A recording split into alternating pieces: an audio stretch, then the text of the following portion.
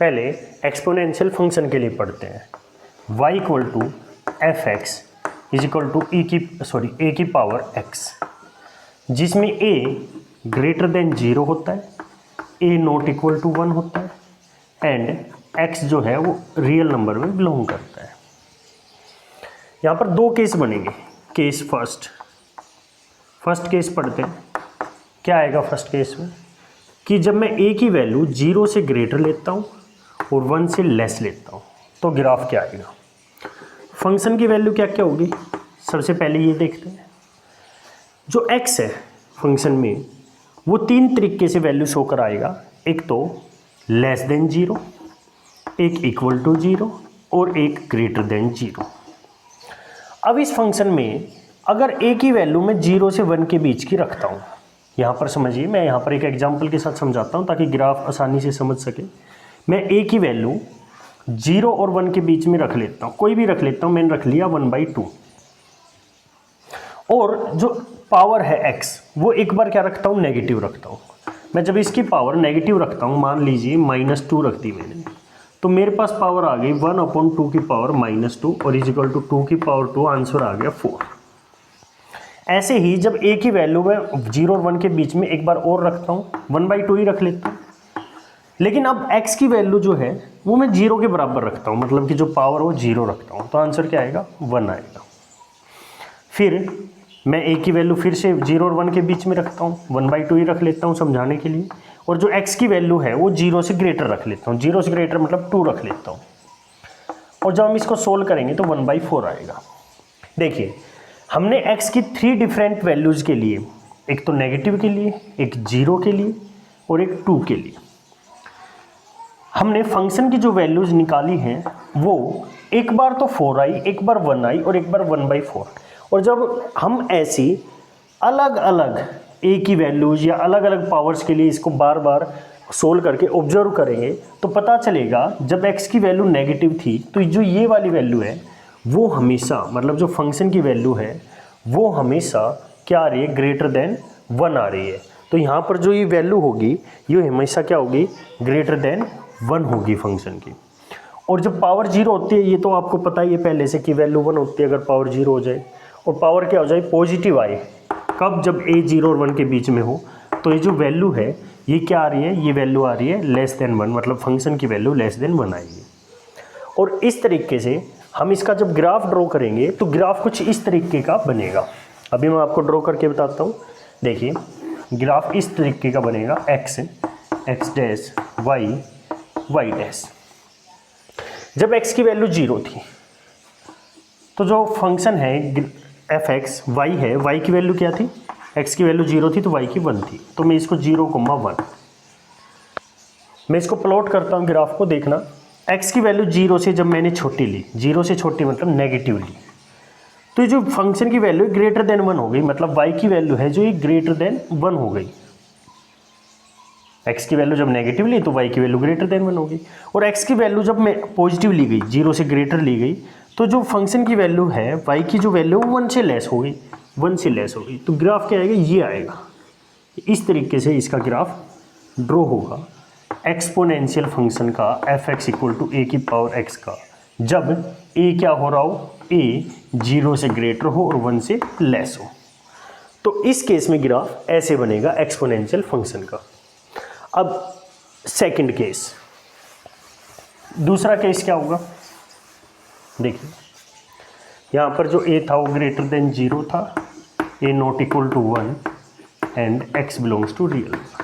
दूसरा केस ये होगा कि a की वैल्यू एक बार तो 0 और 1 के बीच में लाई कर रही थी, अब a की वैल्यू ग्रेटर देन 1 होगी।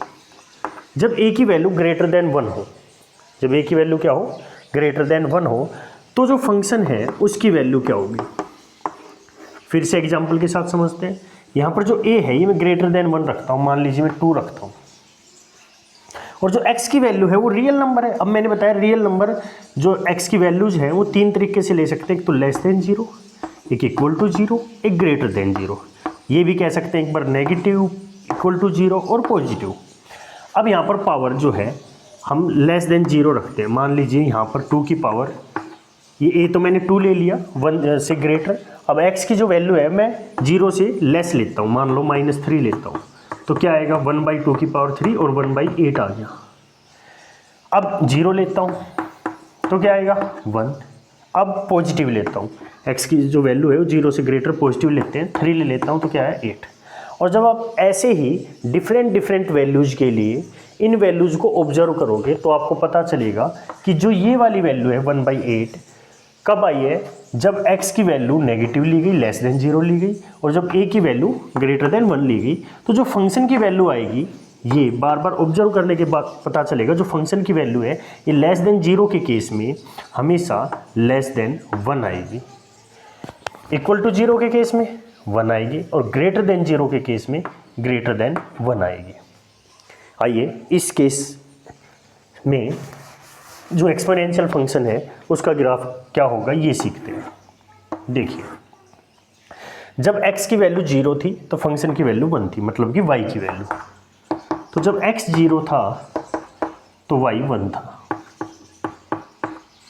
x की वैल्यू जब लेस देन 0 हुई, मतलब नेगेटिव हुई, तो y की जो वैल्यू है फंक्शन की वैल्यू वो लेस देन 1 हो गई। मतलब ये जब x की वैल्यू इधर नेगेटिव थी तो y की वैल्यू लेस देन 1 हो गई। ये ग्राफ ऐसे आ जाएगा।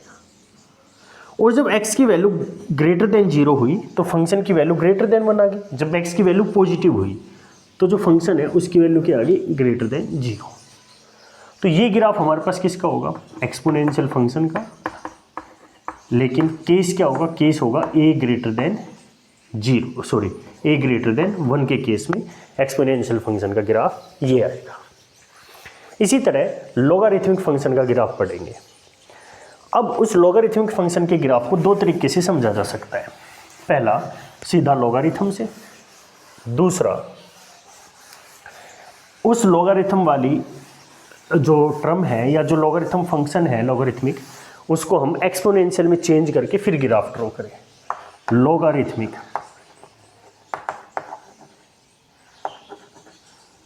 या लॉगरिथम फंक्शन। अब लॉगरिथम फंक्शन है, मैं ले लेता हूँ f(x) y equal to log x to the base a, जिसमें जो x है ये क्या होगा, ग्रेटर देन 0 होगा, और जो a है वो भी क्या होगा, ग्रेटर देन 0 होगा। यहां से समझते हैं जो a है वो नॉट इक्वल टू 1 भी होगा। देखिए यहां पर भी दो केस बनेंगे। पहला केस ये बनेगा कि जो a की वैल्यू है वो 0 से बड़ी होगी और 1 से लेस, ये हो सकती है। अब 0 से बड़ी और 1 के लेस के केस में जो लॉगरिथमिक फंक्शन है वो अपनी क्या क्या वैल्यूज देगा। यहां पर जो x है वो x क्या क्या हो सकता है, x देखिए ग्रेटर देन 0 हो सकता है और लेस देन 1 हो सकता है। अब मैंने 1 से लेस क्यों लिया, यहाँ पर मैं अगले स्टेप में आपको बताऊंगा। और इक्वल टू 1 हो सकता है और 1 से ग्रेटर हो सकता है। देखिए जब कोई लॉगरिथमिक फंक्शन आता है और x की वैल्यू 1 होती है तो log 1 की वैल्यू क्या होती है, 0 होती है। तो यहाँ पर 1 के केस में लॉगरिथमिक जो फंक्शन की वैल्यू हमेशा क्या आएगी, 0 आएगी।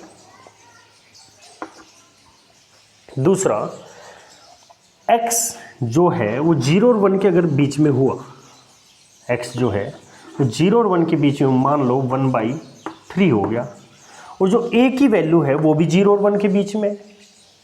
तो यहाँ पर जो a की वैल्यू मैं 0 और 1 के बीच में रखता हूँ, मान लीजिए मैंने 1/5 रख ली, तो यहाँ से जो लॉगरिथमिक फंक्शन है इसको सोल्व करेंगे। देखिए लॉगरिथमिक का ग्राफ ड्रॉ करते समय आपको लॉगरिथमिक जो फंक्शन है उसकी जो प्रॉपर्टीज़ है वो आपको अच्छे से आनी चाहिए। अगर आपको प्रॉपर्टीज़ अच्छे से नहीं आती है तो आप ग्राफ अच्छे से ड्रॉ नहीं कर पाओगे।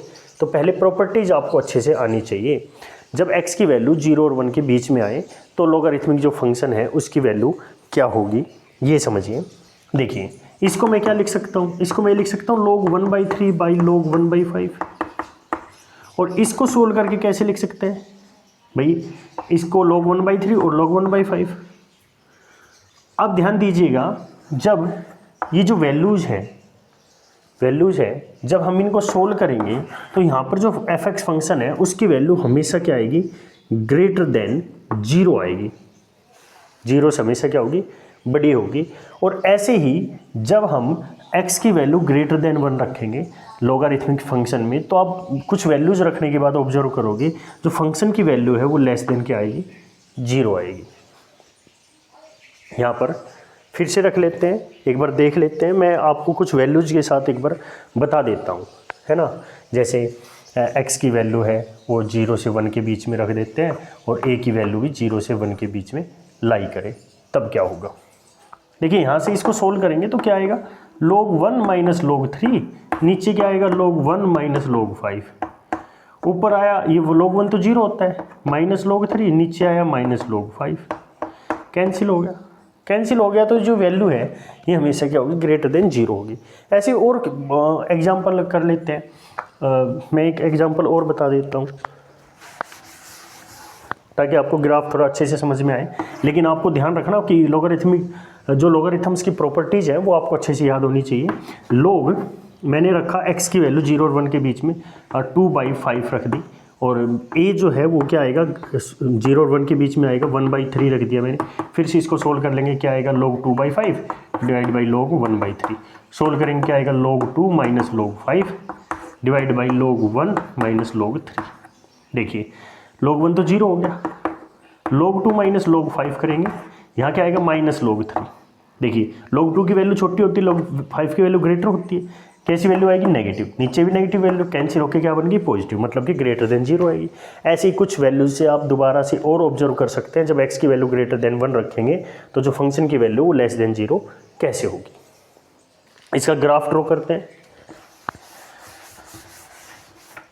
देखिए x डैश y डैश, पहले ये बीच वाली वैल्यू प्लॉट कर देते हैं, लोकेट कर देंगे। x की वैल्यू 1 है तो y क्या है, 0 है। फंक्शन की वैल्यू क्या है, 0 है।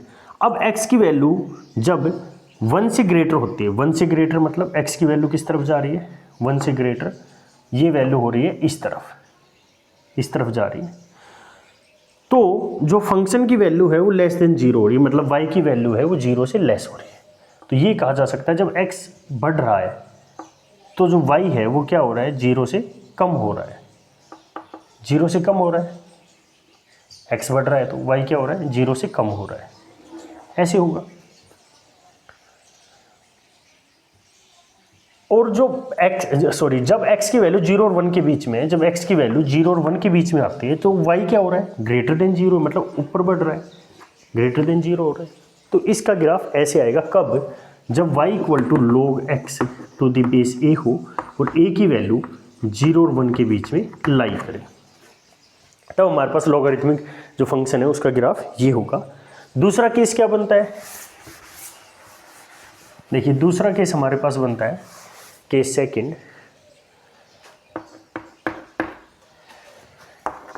केस सेकंड में जो a है वो क्या रहेगा, ग्रेटर देन 1। अब ग्रेटर देन 1 के केस में जो फंक्शन है वो अपनी क्या क्या वैल्यूज शो कराएगा। देखिए जो x है वो क्या था, ग्रेटर देन 0 था। अब ग्रेटर देन 0 है x, तो x की वैल्यू कितने तरीके से हो सकती है, पहला कि x की वैल्यू इक्वल टू 1 हो सकती है। पहले मैं वैल्यू 1 वाला लिखता हूँ क्योंकि आपको पता है log 1 की वैल्यू क्या होती है, 0 होती है। यहाँ पर x की वैल्यू सीधी 1 रखेंगे तो फंक्शन की वैल्यू क्या आएगी, 0 आएगी। अब x की वैल्यू क्या रखेंगे, 0 और 1 के बीच की, दूसरी वैल्यू x की वैल्यू ग्रेटर देन 1। जब यहाँ पर x की वैल्यू 0 और 1 के बीच की रखेंगे और a की वैल्यू ग्रेटर देन 1 रखेंगे तो ऑब्जर्व करो वैल्यू कैसी आएगी। log x की वैल्यू 0 और 1 के बीच में मैंने 1/2 रख लिया, a जो है वो क्या रखता हूँ, 1 से ग्रेटर, मतलब कि मैंने 5 रख लिया। सोल्व करते हैं, क्या आएगा, log 1/2 divide by log 5। log 1/2 को क्या लिख सकते हैं, log m/n की प्रॉपर्टी लगा लेंगे, log 1 माइनस log 2, नीचे क्या है log 5। log 1 0 होता है तो माइनस log 2 और log 5 क्या है, जो वैल्यू आई ये नेगेटिव आई। अब ऐसी बहुत सी वैल्यूज अब ऑब्जर्व करोगे, ये कंडीशन फॉलो करा के तो वैल्यू सारी क्या आएंगी, नेगेटिव आएंगी। इसका मतलब जो फंक्शन की वैल्यू y की वैल्यू होगी वो क्या होगी, लेस देन 0 होगी। इसी तरह x की वैल्यू ग्रेटर देन 1 रखेंगे। एग्जाम्पल के साथ कर लेते हैं फिर से कि जब x की वैल्यू ग्रेटर देन 1 रखेंगे तो जो फंक्शन की वैल्यू वो कैसी होगी, मैं रखता हूँ x की वैल्यू ग्रेटर देन 1 मैंने 5 रख ली, और a की वैल्यू ग्रेटर देन 1 है, a की वैल्यू ग्रेटर 1 मैंने 3 रख ली, सॉरी a की वैल्यू। फंक्शन की वैल्यू देखेंगे log x की जगह मैं 5 रख देता हूँ, 5 a की जगह 3 रख देता हूँ, तो log 5 बाई log 3 क्या आया, पॉजिटिव वैल्यू शो करा रहा है, मतलब वैल्यू फंक्शन की जो है वो ग्रेटर देन 0 होगी। अब इसका ग्राफ ड्रॉ कर लेते हैं। ग्राफ में क्या होगा, ये x ये y, जब x 1 था तो y क्या था, 0 था, जब x 1 था तो y क्या था, 0 था।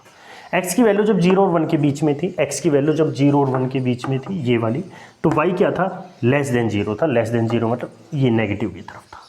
और जब x की वैल्यू 1 से ग्रेटर थी तो y क्या हुआ, 0 से ग्रेटर हो गया, ऐसे चला गया ग्राफ। ये ग्राफ कुछ इस तरीके से आएगा, सॉरी इस तरीके से कुछ आएगा।